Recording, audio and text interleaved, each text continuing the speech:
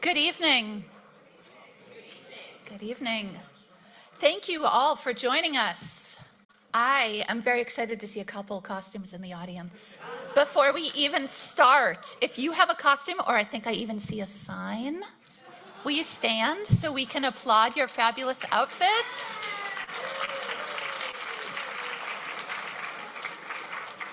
Does that say Gatsby was framed? Is that what that says? Wow. All right, we're starting off strong. Good evening. Welcome to the 100-Year Book Debate of 1925. I am Louisa Bassett, Executive Director of the Associates of the Boston Public Library. For those of you who don't know, the Associates is an independent nonprofit dedicated to preserving and promoting the library's special collections. This includes our historic, literary, and artistic treasures. And we support them through grant-making and cultural events such as this tonight. By expanding access to these collections, the Associates ensures present and future generations in Boston and beyond continue to be informed and inspired. We fund critical conservation projects and 10 full-time library staff positions to conserve, catalog, digitize, and curate the BPL's rare books, manuscripts, prints, photographs, musical scores, works of art, and so much more in the special collections. The books championed through the 100-Year Book Debate are often represented within the BPL's special collections. This includes 1925 editions of The Great Gatsby and Mrs. Dalloway. Members of the public can make an appointment to see these items in the reading room. Before I introduce our fabulous moderator, I'd like to thank everybody who made this event possible, starting with the 100-Year Book Debate Planning Committee co-chairs. If you could please stand, Linda Weld and Lisa Fagan Davis, as well as the full committee.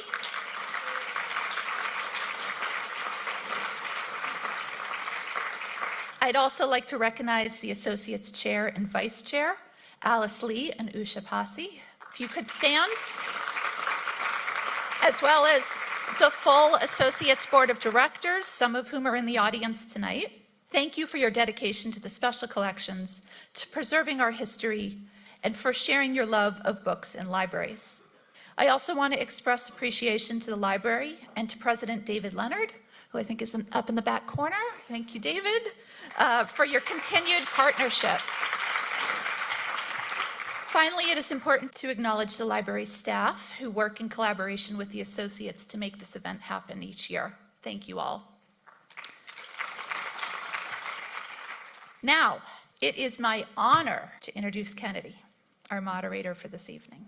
Kennedy is the co-host of the popular morning radio program, Carson and Kennedy, on Mix 104.1, where they make us laugh and cry, all in one morning.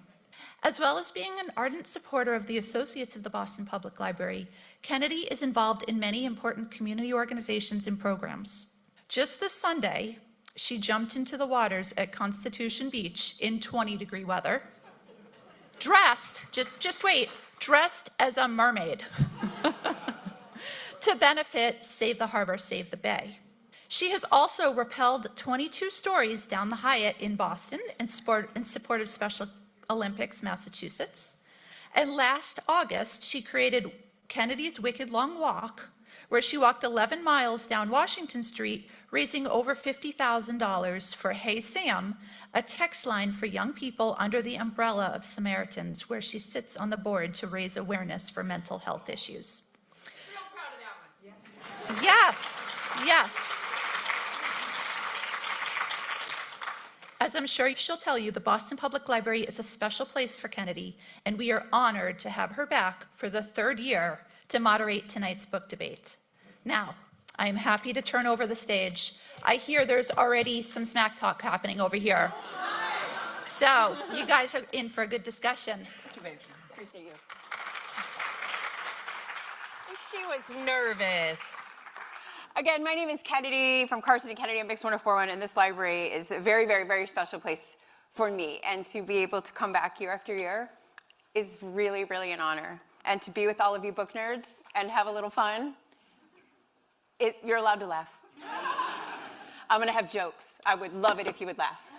This is going to be serious. I want you to laugh. So anyway, welcome to the 100-Year Book Debate of 1925. It's hosted by the Associates of the Boston Public Library. So I want to ask you guys in person here and virtually to take a journey back in time with me to 1925. And we want to make this spirited debate heard. Your voice will be heard with your vote. And I just want to take you back to 1925, tell you some things that happened then and there. The image on the screen shows Wellesley College's 1925 graduation, captured in the BPL's Leslie Jones collection, offering a glimpse into student life a century ago. In the summer of 1925, the Ku Klux Klan and 60,000 of its members marched in full regalia down Pennsylvania Avenue in D.C., a stark reminder of the racial and religious intolerance of the era, which are issues reflected in some of the books we'll be discussing tonight. The first issue of The New Yorker came out in 1925 under the editorship of Harold Ross. He said in the first issue, and I quote, "It is not edited for the little old lady in Dubuque." And from that day on, we've all felt a bit superior when we say, yeah, I read it in The New Yorker. Calvin Coolidge became the first president of the United States to have his inauguration broadcast on the radio.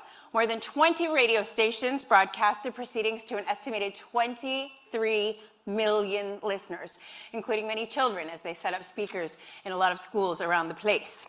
The first National Spelling Bee was held in Washington, D.C.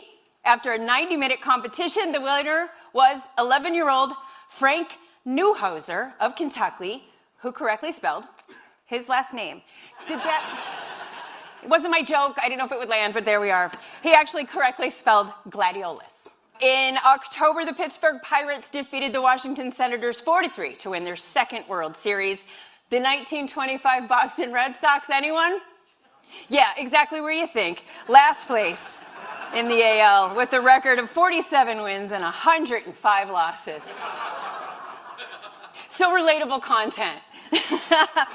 This is my favorite story. In November of 1925, the Grand Ole Opry started on WSM radio in Nashville, Tennessee, under the WSM Barn Dance. And it was hosted by a guy called George D. Hay. And the big feature was a guy named Uncle Jimmy Thompson. He was a fiddler. So he fiddled for a straight hour, and the guy looks at him and says, "Are you tired?" And Thompson says, "A man don't get warmed up in an hour." So, like any good VH1 behind the music story, over the years, Thompson fell out of favor because of his penchant for drinking a jug of whiskey before each show to lubricate his playing arm. True story, right? Also, some notable births in 1925, Gwen Verdon, the incomparable Elaine Stritch, who was only an Oscar away from an EGOT, Jack Lemmon, director Robert Altman, Yogi Berra, who said, "You can observe a lot just by watching." Malcolm X, Tony Curtis, Barbara Bush, Merv Griffin, who made us realize there are only two kinds of people, Jeopardy people and Wheel of Fortune people. Bill Haley asked us to rock around the clock, B.B. King, Johnny Carson, and Paul Newman, who gave us delicious salad dressing. And Dick Van Dyke, who as of this moment is still alive. The only one on the list, but I wanted to double check. And here in Massachusetts, the Wang Theater opened in 1925. It was the Metropolitan Theater, and it was designed by Clarence Blackall. And when it opened in October, it was deemed the last word in size, beauty, and convenience by the Boston Globe, and saw over 130,000 people in its first 9 days just to watch a movie. How cool. And in 1925, the General Seafood Corporation moved to Gloucester.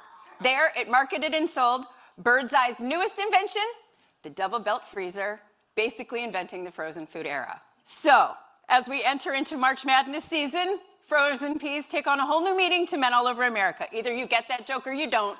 If you don't, I'll explain it to you later. All right, those are my jokes. Let's move along to the debate, shall we? I would love to introduce to you my new friend, Betsy Groban, who has had a long career in book publishing, public broadcasting, and arts advocacy. She's a correspondent for the Boston Globe and writes a regular column for Publishers Weekly. She is also the book review editor of the Jane Austen Society, a member of the National Book Critics Circle, and on the board of directors of the Central Square Theater. She serves on the advisory board of the Brandeis University Press. Her first book for kids, Pizza for Pia, was published in 2024, and her little golden book biography of Henry Winkler, Are You Kidding?, will be published in 2025. She graduated from Barnard College with a BA in English Literature. On behalf of the great Gatsby, please welcome Betsy Groban. Go get him, girl. Go get him. Wink like that. Thank you, Kennedy, and thanks to everyone who came out tonight and all those people who are Zooming in. Being at the BPL for any reason always puts me in a great mood because it is both so majestic and so welcoming. I also really admire the work of the associates, which is critically important to anyone who cares about literature or civilization, for that matter. What a year 1925 was for literature, especially for books with some real staying power. I'm especially honored to have been invited to advocate for The Great Gatsby. But make no mistake, blood will be spilled tonight. And it will start with me. As an English major, back in the era of second-wave feminism, I took a sacred oath forbidding me from throwing shade on Virginia Woolf, the legendary author of A Room of One's Own. So I'm in a bit of a bind. I mean, she's a great gal, I guess. A great writer. We can take it. No Jane Austen, but I mean, who is, right? And is Mrs. Dalloway even her best book? As for Kafka and the trial, the only words that come to my mind are weird. Shame. In the Tim Walz sense, if you can remember Tim Walz. And even more, bummer. Must we honor a fictional bureaucratic nightmare while we live through one as a nation?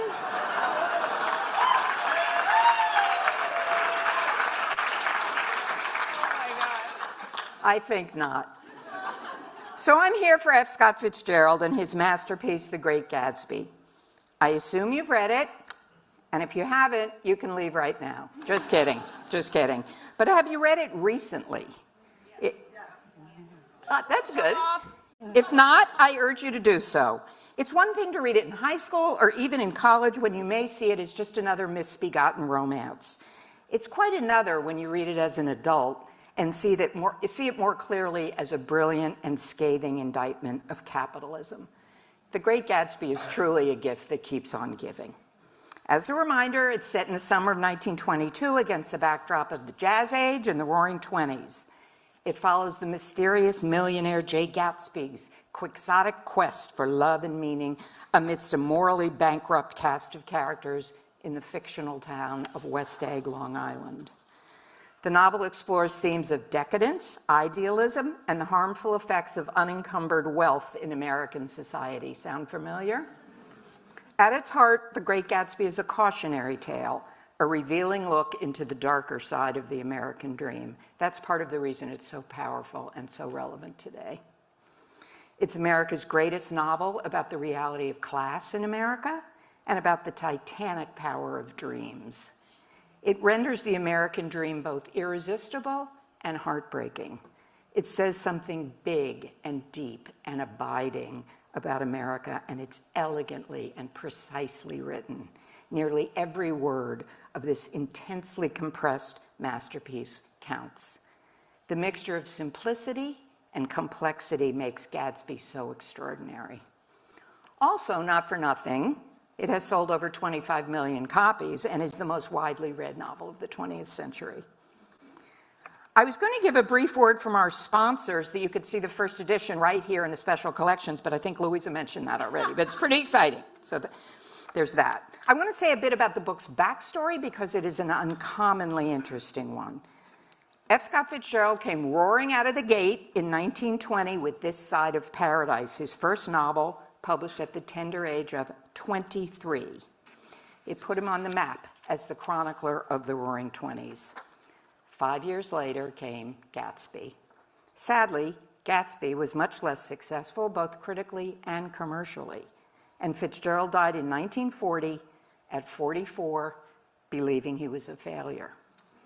His last royalty check from his publisher was for an especially inauspicious $13.13. I know, Kafka died even younger, at 40, but is it a competition? Well, it is a competition. It is, in a sense, okay. But back to Fitzgerald.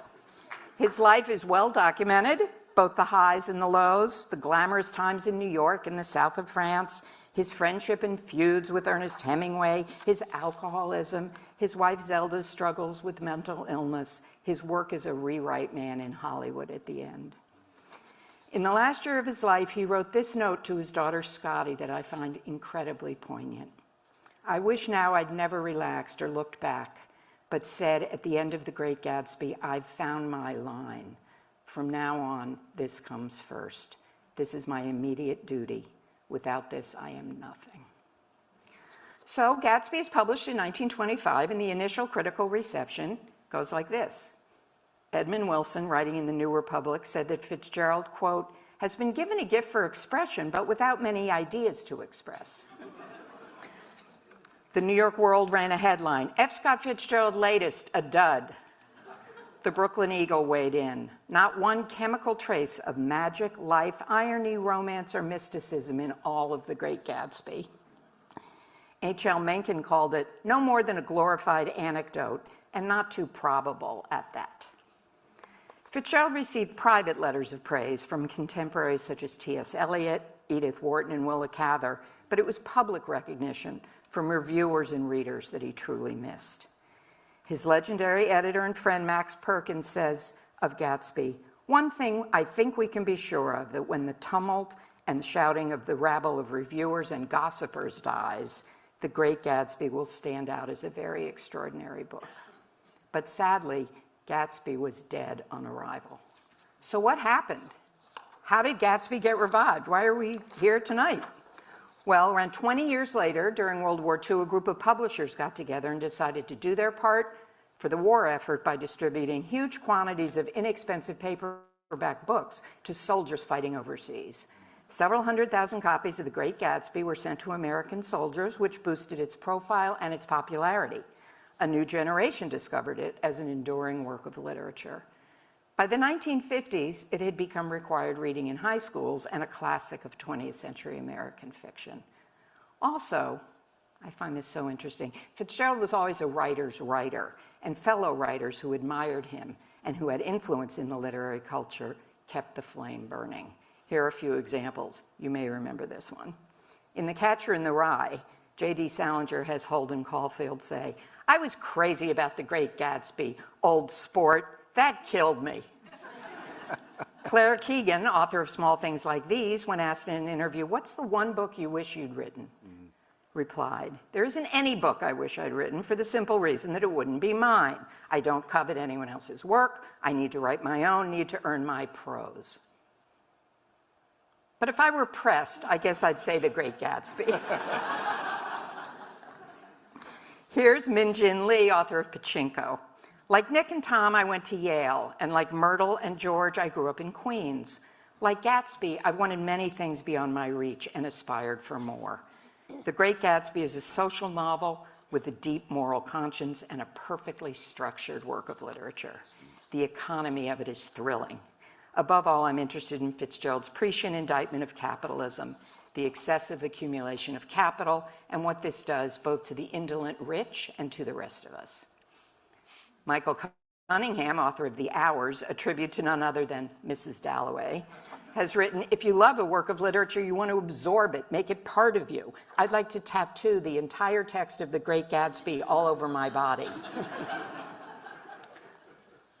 Funny you mentioned when people say I read something in the New Yorker. I read in the New Yorker this week that Cunningham was also tempted to tattoo Annie Proulx's story Brokeback Mountain all over his body. So he's starting to feel like a serial literary tattoo artist. Jonathan Franzen, author of The Corrections, has said he rereads Gatsby every year or two. He says, Fitzgerald tells the central fable of America, and yet you feel like you're eating whipped cream. So whipped cream and arsenic, which sounds about right to me. Here's a revealing and fun anecdote about Fitzgerald's literary archive. It falls under that great category of revenge being a dish best served cold. After Fitzgerald died, broke and despondent, his daughter Scotty approached Princeton, where he'd gone and flunked out about buying his papers. They refused to bid competitively and gave this as their reason. Princeton is not a charitable institution, nor was its library established to support indigent widows of second-rate Midwest hacks.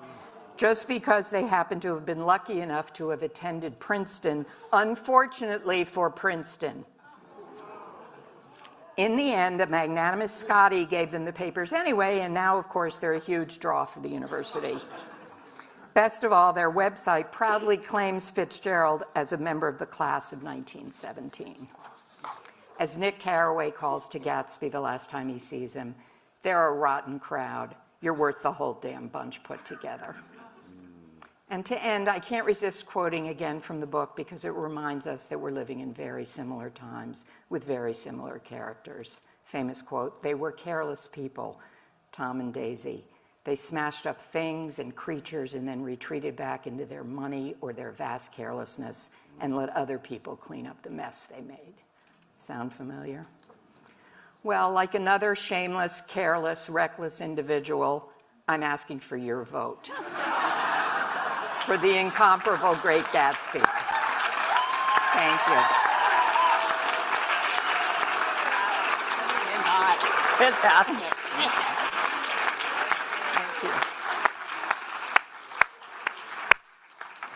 Betsy Groban coming in hot.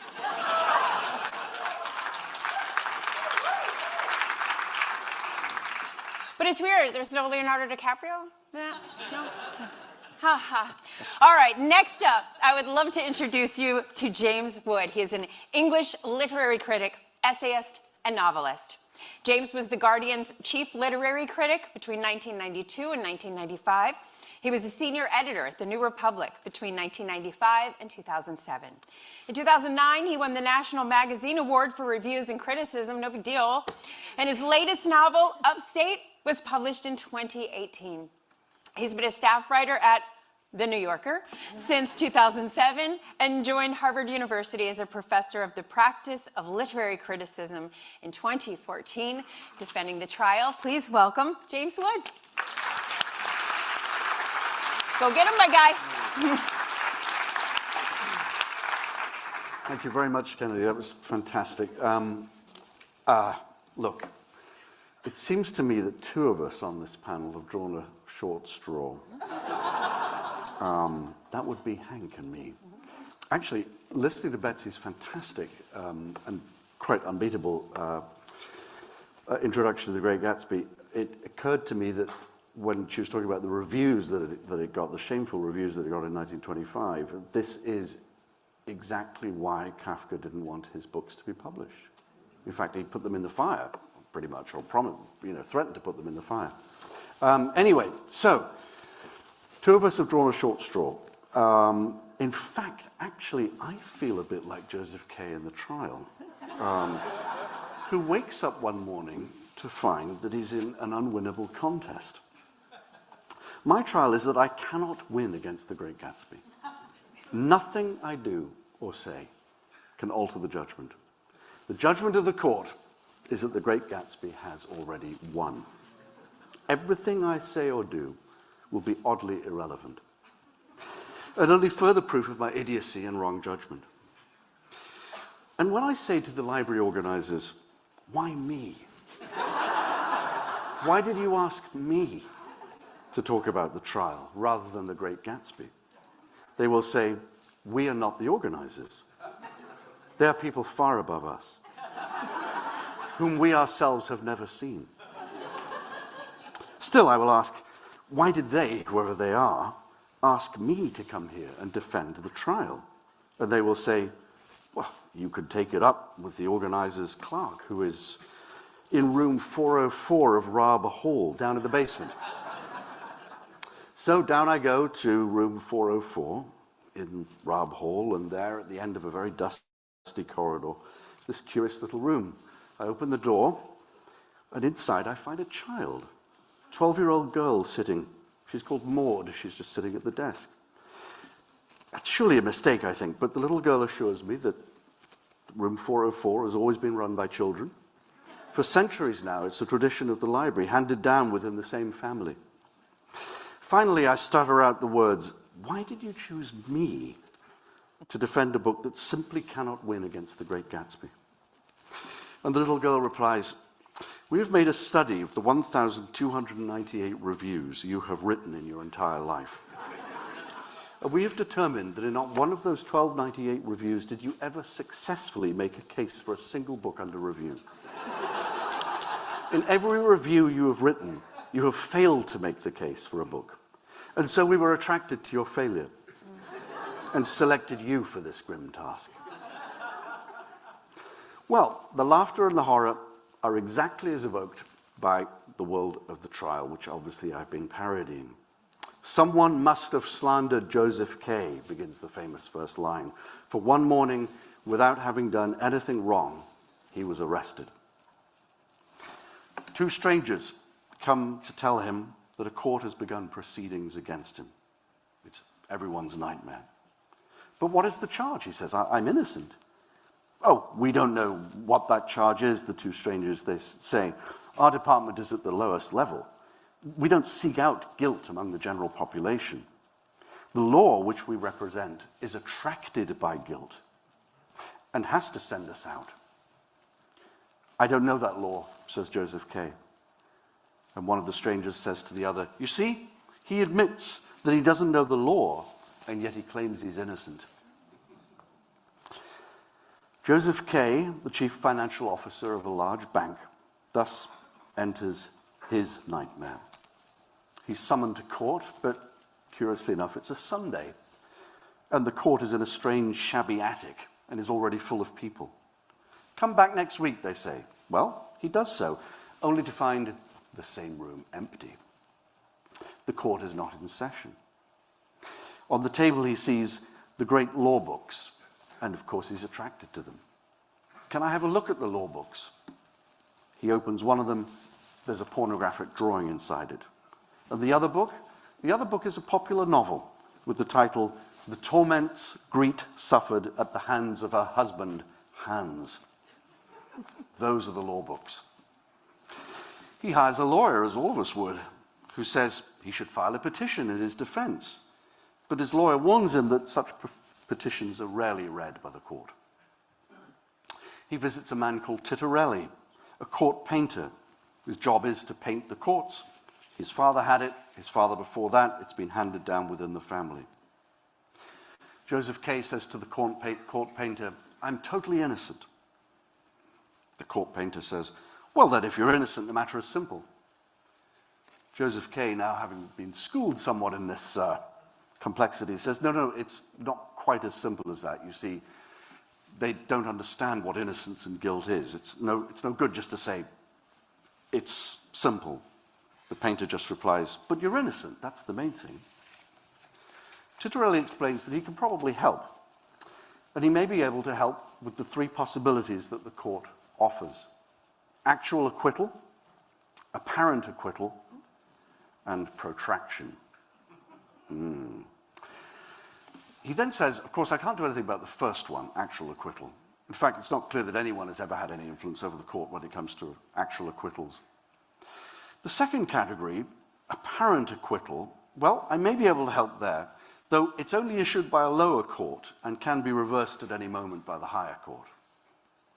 Protraction, that's the thing that I can probably help with. In fact, it's the situation you're in right now, a kind of moral probation. Joseph K. leaves in despair. And a chapter later finds himself, this is a famous parable that opens the Orson Welles movie that was made of the trial, finds himself in a cathedral, face to face with a priest who says, I'm a chaplain for the legal system.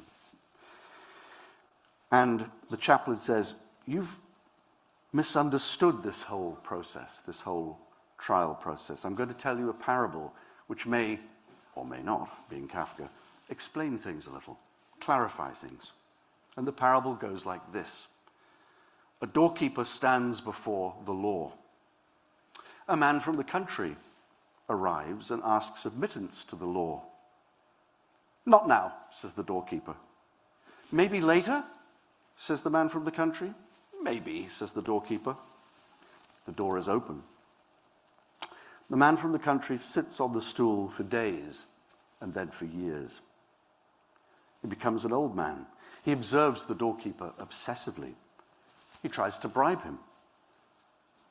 A radiance seems to gleam from the door. Eventually he asks, how is it, given that everyone wants to get admittance to the law, that no one else has ever arrived to request it in all these years that I've sat on this stool?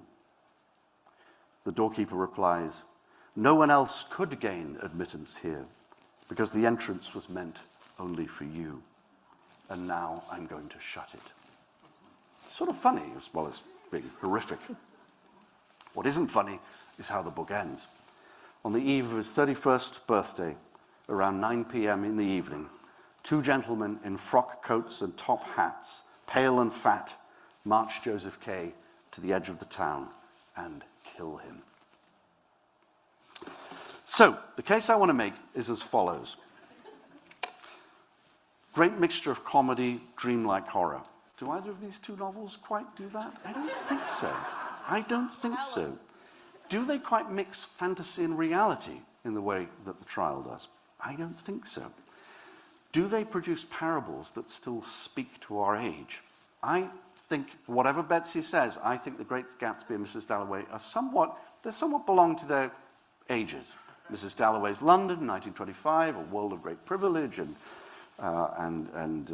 excitement and beauty, and then, of course, the jazz age, Fitzgerald's jazz age. But, of course, the trial speaks to us now on both sides of the political realm, an age of deportation, but also an age of cancellation. In both cases, a verdict comes from wherever it does, or we may not know the source of it. Those are the serious reasons I think that the trial should win. But it occurred to me as I was writing these little notes that maybe there's a less serious one, which is the trial has the best and most famous opening and final lines, right? The famous one that I just read out to you, someone had slandered Joseph K. because one day they came to arrest him. And the famous end, which is one of the men sticks a knife in poor old Joseph K. and he says, like a dog. The actual line is, like a dog, he said. It seemed as though the shame was to outlive him. And I thought, okay, open and shut case. And I thought, however Mrs. Dalloway begins and ends, it can't be that good, right? She wasn't that good at beginnings and endings, Mrs. Virginia Woolf. Well, actually, Mrs. Dalloway is rather good. Mrs. Dalloway begins with, Mrs. Dalloway said she would buy the flowers herself. It's pretty good. And ends with, for there she was. I think that's a pretty wonderful way to end a novel. Now, how about The Great Gatsby, who I understand is the front runner?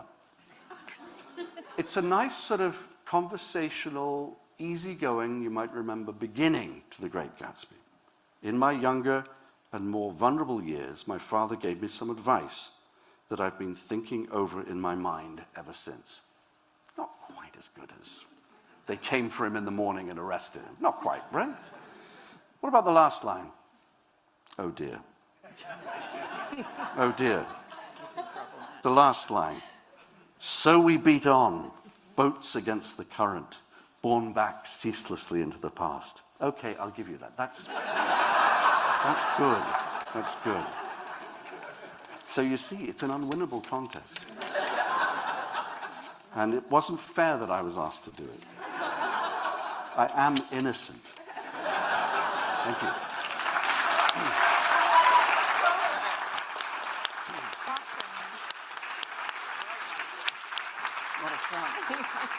James, I wanted to initially have a conversation with you about your negative self-talk in the beginning there, but you brought it right back around.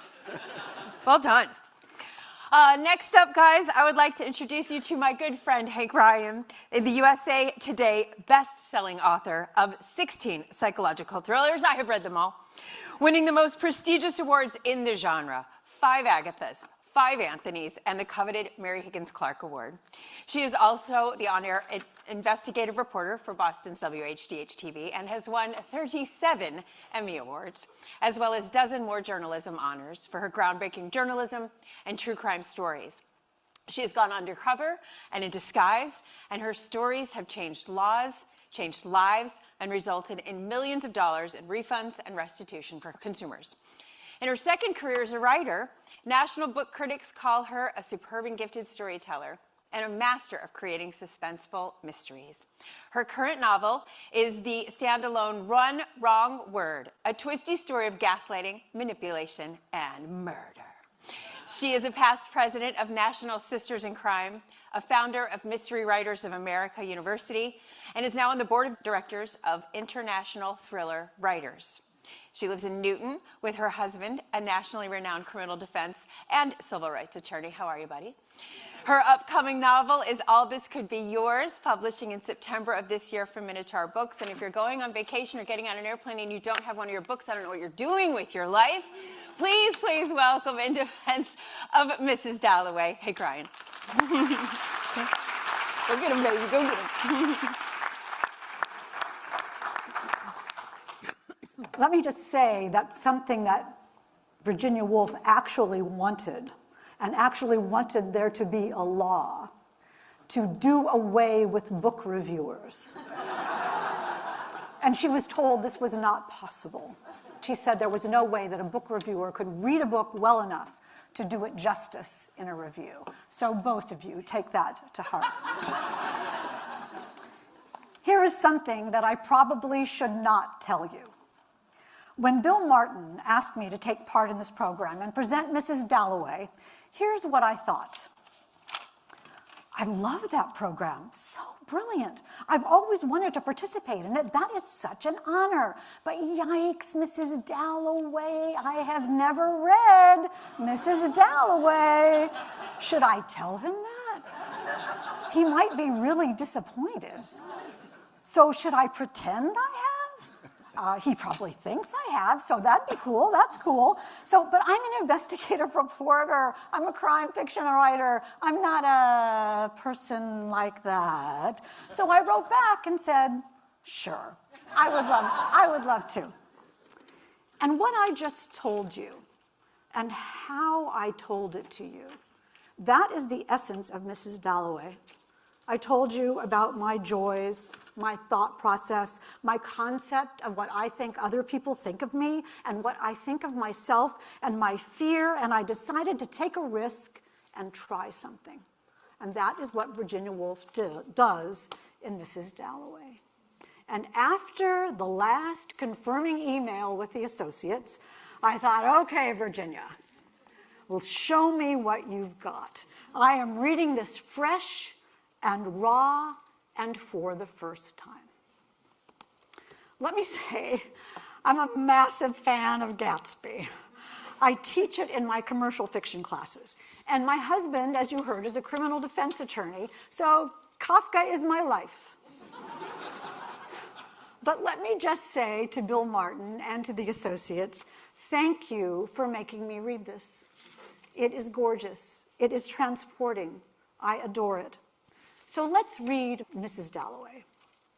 Mrs. Dalloway said she would buy the flowers herself.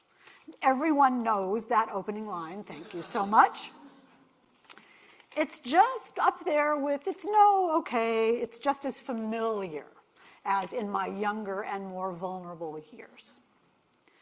Think about, though, how much is contained in that one line and in what's repeated from the title of the book, Mrs. Dalloway. Not Clarissa Dalloway or Clarissa, but Mrs. Dalloway. She is presented instantly as someone's wife. That's how she thinks of herself, and that's important. She would buy the flowers herself. Instantly, we have questions. Did someone else refuse to buy them? Was someone else supposed to buy them but failed? Or was Mrs. Dalloway so delighted with the prospect of buying the flowers that she just couldn't wait to do it herself? We don't know. And then why does a person decide to buy flowers? Because they're beautiful, yes, but even in 1923, when Mrs. Dalloway is set, it's because there's some sort of event. Let's say a party, a very elegant upper-class party. So, in one line, something is about to happen. Someone is doing what they are expected to do, taking control, and there has been some sort of conflict. And in those 9 opening words, we get the entire novel. What else do we get? We get point of view. Who is thinking this? Who is making this decision? Mrs. Dalloway herself. She has agency. She has intent. She has memories. She has a desire. She's not saying to someone, I will buy the flowers myself. She is thinking it. And we are used to this now, aren't we? This internal monologue, the interiority, the idea that we are in someone else's brain is how we almost expect a book to be presented now. But when Virginia Woolf wrote this, her 4th novel, written between 1922 and 24, this was a new and modern and daring technique, that there was not an omniscient narrator telling us the story of what happened one day in London, but that the characters were revealing themselves to us. Not just their actions and not just their interactions, but how they perceive the world as they move through it. Let's look more closely at that for a minute. Has there ever been a moment in your life when you were reminded of something by an accent or a piece of music or the taste of a certain food? Your brain instantly takes you back to that moment in your past. And sometimes you even have to actually mentally deconstruct why you suddenly feel happy or sad or nostalgic. Where did that come from? Virginia Woolf explored that in Mrs. Dalloway, and not just for the main character of Clarissa, but for all the people we encounter in that one day. We go in and out of all of their experiences seamlessly, like music, like water, like waves. It's incredible. Now, I know if I asked you, and I won't, to raise your hand if you've read Mrs. Dalloway, some of you might be reluctant to say that you have not read it. These days we say TLDR, too long, didn't read. But it's not really that long. It's 164 pages in this edition. And luckily, Virginia's husband, Leonard Woolf, was the publisher, so that made things a bit easier. And it was printed in their basement, in their house in Bloomsbury. But there's another abbreviated excuse for not reading Mrs. Dalloway, which might be TDDR. Too difficult, didn't read. It's one of those books they give you at exactly the wrong time in your life, in high school, and assign you to read it. TDDR, we say, too difficult. I won't understand it. But I think we get the stories we need at the time we need to get them. Take Mrs. Dalloway. The book asks, what is our purpose in this world? What is happiness? What if you make a mistake? And our relationship with the world. To what do we owe our fellow human beings? What is acceptable behavior? What does that even mean, acceptable behavior? Have you ever thought about those things? I have. I think about them every day. And you see, 100 years after Mrs. Dalloway, we still have the same questions.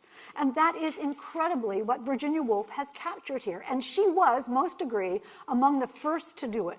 She and her Bloomsbury group, the gaggle of London literati and conversationalists, kind of like the cool kids, were openly speaking about things their parents could never discuss. Sexuality, and the rights of women, and the specialness of women.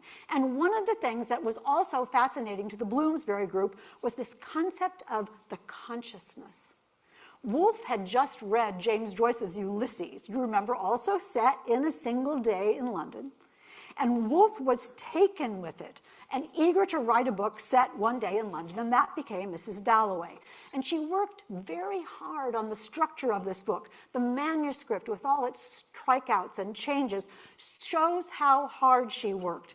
And she became the first to give us what we now easily understand as stream of consciousness writing. Not stock sentences with beginning, middle, and end. Not subject, verb, object. Not once upon a time there was. But Woolf pulls back the curtain on the human brain, the hopscotch ping-pong balling connections that cause us to decide what we decide, to do what we do, to love who we love, and ultimately take action or not. And she succeeded in giving us access to other people's brains. She lets characters reveal who they are on the surface and who they are underneath and inside and who they think they are expected to be.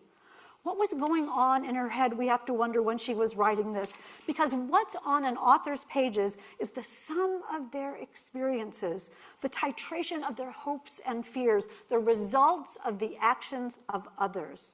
She was abused by her half-brothers as a child. She struggled with mental illness. She was snobby and snarky, too, from all we have read, gossipy, too, so they say, and unable to keep a secret. She moved in her well-to-do British society, controversial and daring, at the time a radical feminist. She thought so much about death.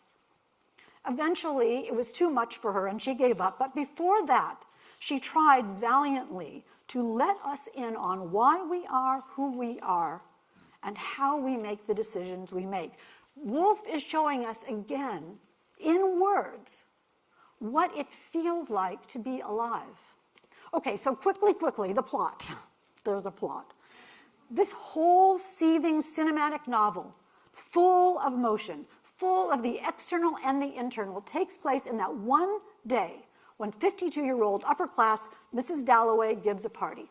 The book begins as she prepares for the party and ends at the party. It's just that simple. But it is far from simple. It is about time and love and decisions and sanity and memory and class and death. The Great War is over. It has been transformative for everyone. So many people died. Big Ben tolls the hours. And now, as the book says, the king and queen are at the palace. But an airplane flies over London. And it is so new and so modern that everyone looks up. And as Mrs. Dalloway progresses, she moves through London and moves through her house, and so revealingly through her memories. Meanwhile, elsewhere in London that day, we meet Septimus Smith, and we are in his head as well, a hideously shell-shocked veteran of the Great War who is infinitely and irrevocably damaged, and we're moving through his London world on his way to his own ending. And then there's Peter Walsh, Mrs. Dalloway's suitor from long ago, who returns to London on that day in a quest for something. And briefly, we inhabit many others, seamlessly, immersively, cinematically, musically, poetically, and in the end, the party begins, and there's the Prime Minister, and there's Peter Walsh, and there's Mrs. Dalloway's MP husband, and there are people from all walks of life and from her past, and they all come together, and she learns, and this is not a spoiler because everybody knows it, it's probably on the back of the book, that poor Septimus Smith has killed himself. And in his death, Mrs. Dalloway realizes the value of her life, finally. It is gorgeously linear and nonlinear at the same time. The straight line of the calendar day, punctuated by the bells of London, interwoven with the lives of many people, with Mrs. Dalloway at its center. It will make you cry. And in the end, I insist, it is life-affirming. Let me say in closing, I love The Great Gatsby. Yes, the rich are different from you and me. And Fitzgerald tells us in his elevated literary way. And the trial, what can I say? We're living it right now. And if you are looking for a reminder that life is not fair and people in power will trample you and life is confusing, yes, Kafka is all about that. They even call it Kafkaesque. He got a thing. But oh, Mrs. Dalloway, the rich are different, and the powerful will wield their power. But Mrs. Dalloway reveals that each of us is just who we are, tiny little individuals with our own thoughts and our own experiences. And who are we, each of us, if not the sum of our own personal and wonderful and intertwined thoughts, all coming together to make us valuable and important, loving and loved. Virginia Woolf, for all of her complicated life and all of her complicated damages, reveals to us in a way that no writer had done before. She lets us into someone else's head to allow us to experience each person's journey, and that each person's journey and memories are unique as anything can be, but each of us is part of a community of human beings. Mrs. Dalloway celebrates the individual who is comprised of all of us. I think she would love your vote.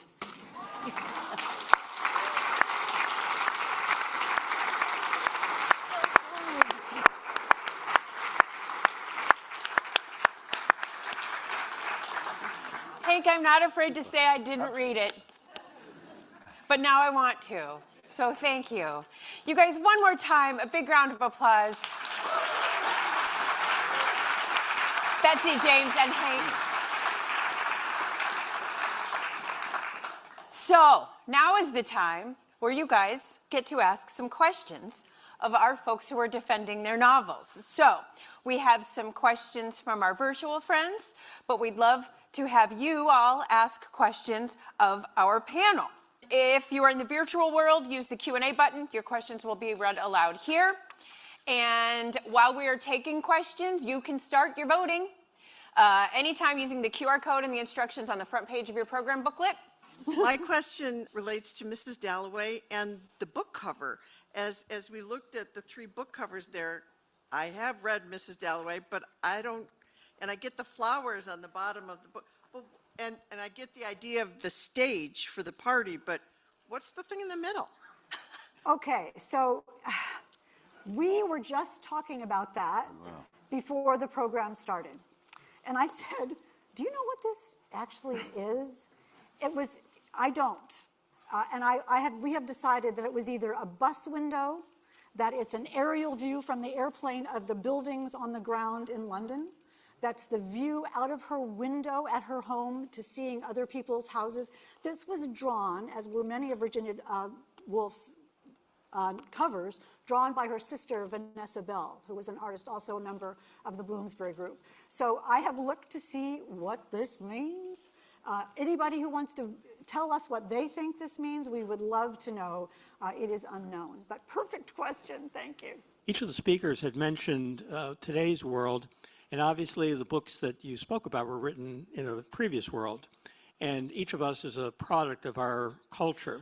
So I was wondering, and it's not really directed to any individual, how would you think the folks of 1925 would have responded differently to your book than the people of 2025 reading the same book?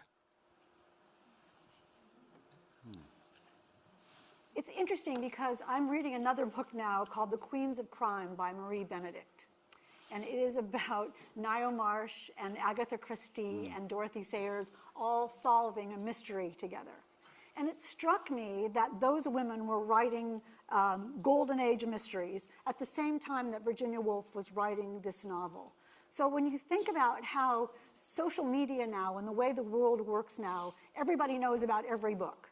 But then it was much more carefully divided and structured, just like class society in London was at the time. Virginia Woolf, this book did well for Virginia Woolf. She made enough money to put hot water in her bathroom, is what, seriously, she says she did. And it made her sort of set her in place as a well-known author. But was it generally beloved? It probably wasn't as generally beloved as an easier book would be. It was thought-provoking and TLDR, but TDDR, but and it was as popular as anything of this ilk could be.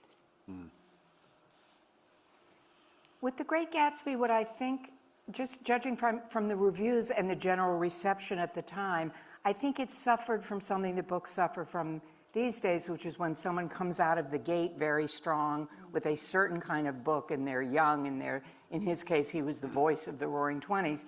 And then this book came out and everybody's like, ooh, that's kind of dark.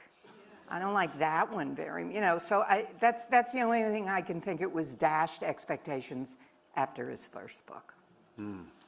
Well, as befits the author of the trial, he was dead when his book came out. Good answer. Yeah.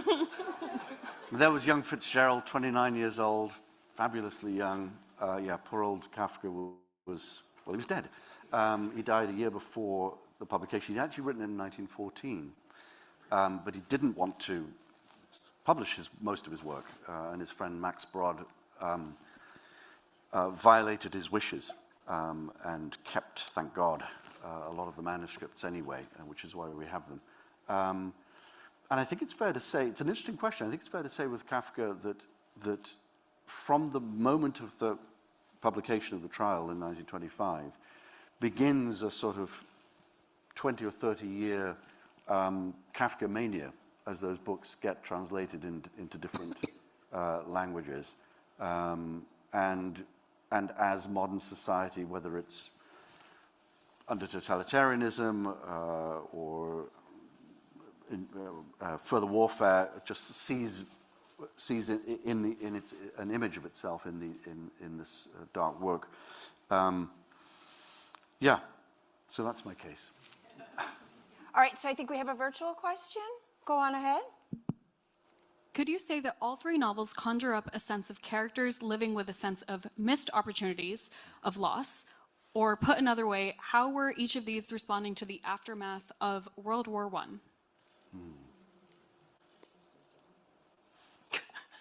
Don't everybody answer at once, and we are running late, but go ahead. Well, I will quickly say that Mrs. Dalloway sort of hinges on the decision that she made to marry who she married. To become Mrs. Dalloway was the pivotal moment of her life, and it's something that she looks back on throughout the book and wonders who she would be if she had made a different decision.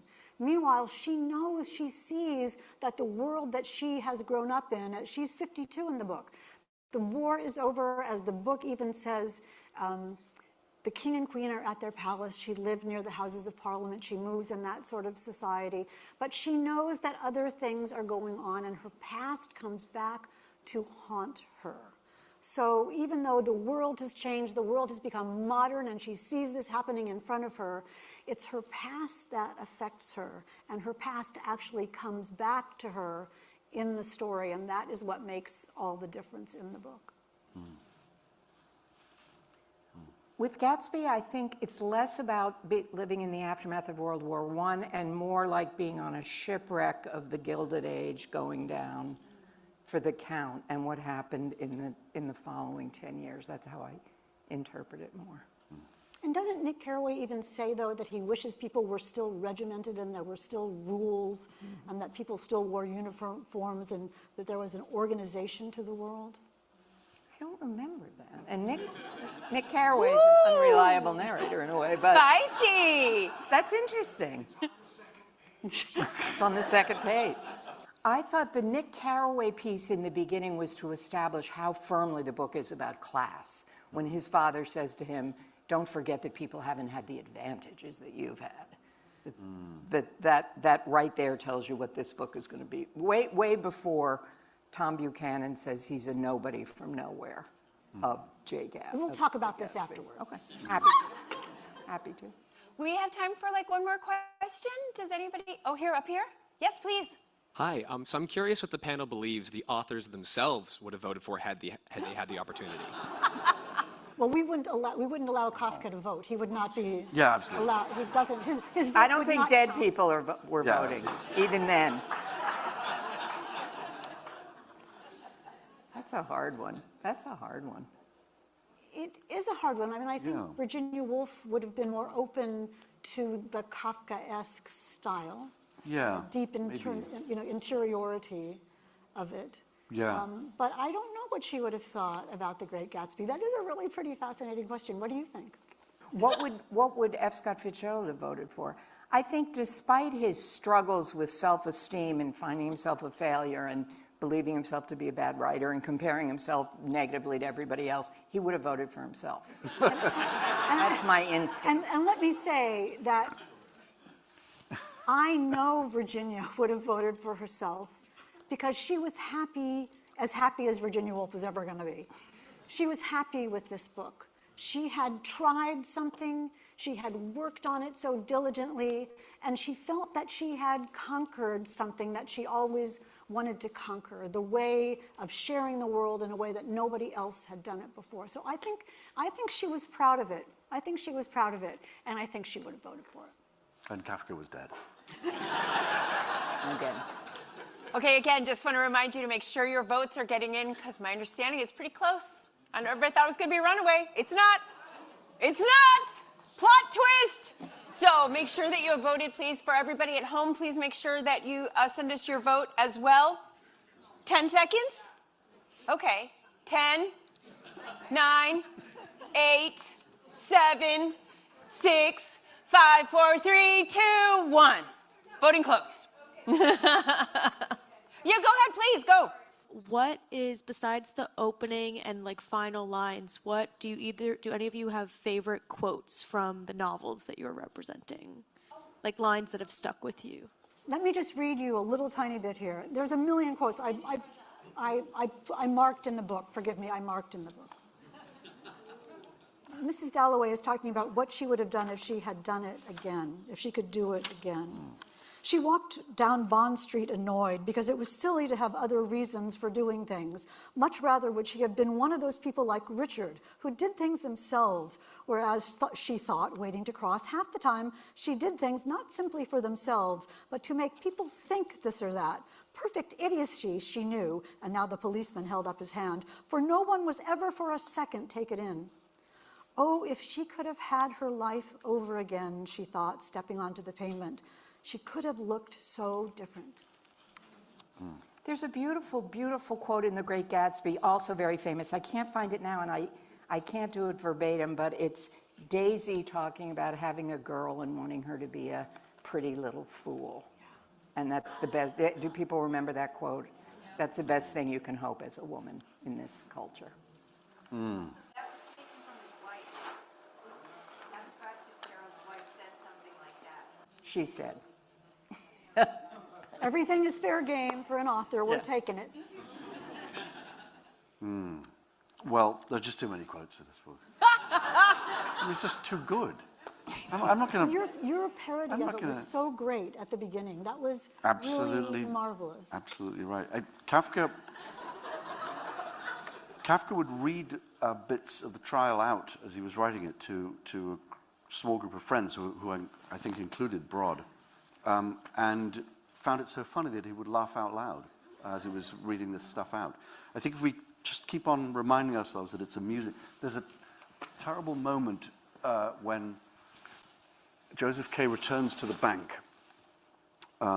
He's gone to the courtroom. It's been a disaster. He goes back to his bank offices, and he's walking past a room, and he can hear some weird screaming inside a room, like a little closet.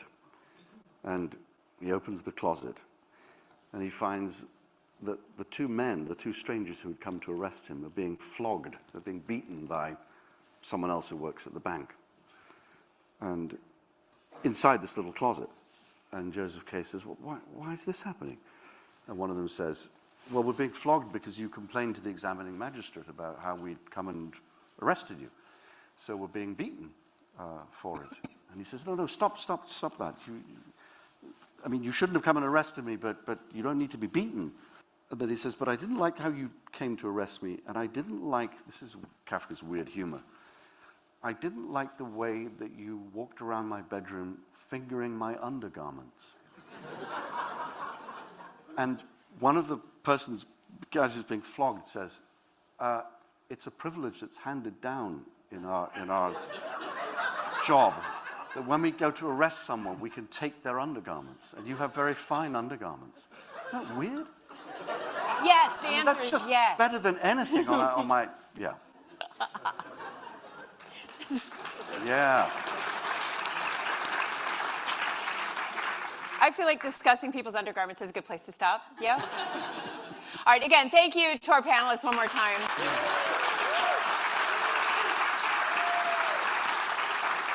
So are you guys ready for our winner? Between our virtual viewers and you all here tonight, we're somewhere in the neighborhood of 350 people, so thank you so much for participating.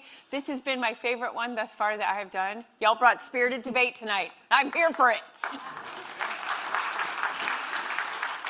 All righty, and the winner is Who do you think it is?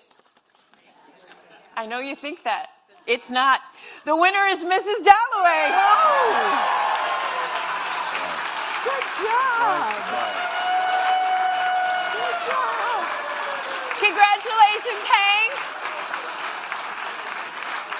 As soon as I saw her this evening, gave her a big hug. Good to see you again. She goes, none of us are going to win. It's going to be great Gatsby. See what happens when you have faith in yourself. And for you, my dear friend Hank, we have a gift card to the Harvard bookstore.